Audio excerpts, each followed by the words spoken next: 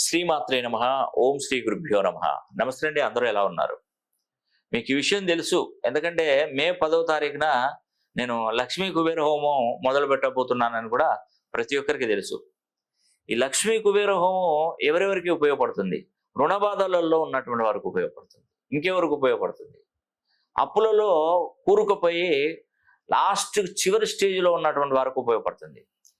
100 మెట్లు ఎక్కాలన్న తపనతో 99 మెట్ల దగ్గర ఆయన వారికి ఉపయోగపడుతుంది లక్ష్మీ కుబేర హోమం.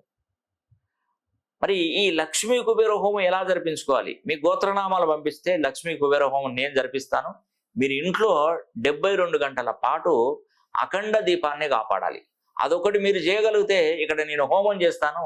ఈ రెండు ఎట్ ఏ టైంలో జరిగితే అమ్మవారు అనుగ్రహం కలిగి మీ ఇంట్లో తిష్ట వేసు. మే 10వ తారీఖున 2024 సంవత్సరం స్వస్తి శ్రీ క్రోధినామ సంవత్సరంలో లక్ష్మీ కుబేర హోమం తలపెట్టనున్నాను.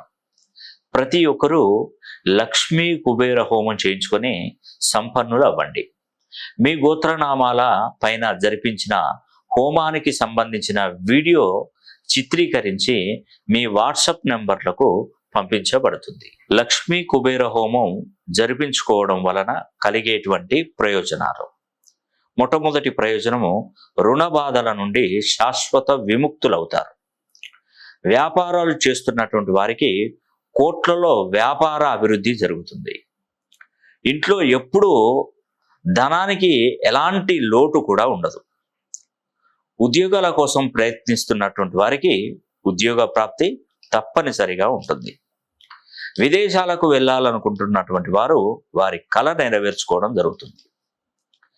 మనం ఇచ్చినటువంటి డబ్బు తిరిగి రావడానికి కూడా చాలా ఉపయోగపడుతుంది. అదేవిధంగా శత్రు వినాశనం జరిగి వ్యాపారాభివృద్ధి జరగడం, నరదృష్టి నుండి కూడా శాశ్వత విముక్తి అనేది లభిస్తుంది. ఆటంకాలు అవుతున్నటువంటి పనులు త్వరగా జరగడం మనకు మంచి చక్కటి వేళ విశేషం. వాహన యోగం, సొంత గృహ నిర్మాణ యోగం కలుగుతుంది.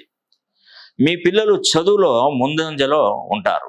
లక్ష్మీ కుబేర హోమం జరిపించుకున్న వారికి మేము అందించే ప్రత్యేకతలు: మేము ముందుగా మాతా వైష్ణోదేవి ఆలయం జమ్మూ కాశ్మీర్ శ్రీనగర్కి వెళ్ళి త్రికూట పర్వతంపై 3 స్వరూపాలుగా ఉన్నటువంటి అమ్మవారిని దర్శించుకొని, మరి ఆ 3 స్వరూపాలైనటువంటి లక్ష్మీదేవి, సరస్వతీదేవి, మహాకాళీదేవి పాదుకల దగ్గర గోమతి చక్రాలను పూజించి వాటిని మే 10వ తారీఖున జరిగే లక్ష్మీ కుబేర హోమంలో శక్తివంతం చేసి ప్రతి కుటుంబానికి 5 గోమతి చక్రాలను పంపించడం జరుగుతుంది.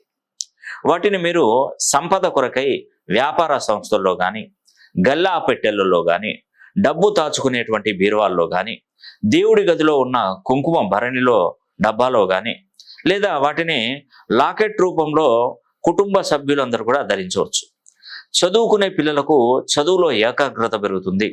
దుష్ట పీడల నుండి నివారణ జరుగుతుంది.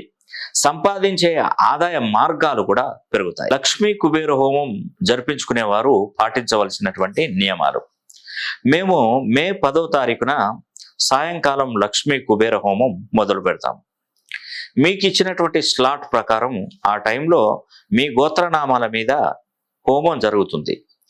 ఇదే టైంలో మీరు ఇంటి వద్ద ఒక పెద్ద పాత్రను తీసుకొని దాని నిండా గల్ల ఉప్పును, దొడ్డు ఉప్పును నింపి ఆ ఉప్పు మీద ఒక ముంతలో నూనె పోసి, ఆవు నెయ్యి కానీ, కొబ్బరి నూనె కానీ, నువ్వుల నూనె కానీ, ఈ యొక్క నూనెను వేసి 72 గంటల పాటు అఖండ దీపాన్ని వెలిగించి కొండెక్కకుండా కాపాడాలి. అప్పుడు మీ ఇంట్లో లక్ష్మీదేవి ప్రసన్నం అవుతుంది. ఇది నర్మదా నది పుష్కర కాలంలో జరగడం అనేది 1000 గజకేసరి యోగాలతో సమానంగా ఉంటుంది.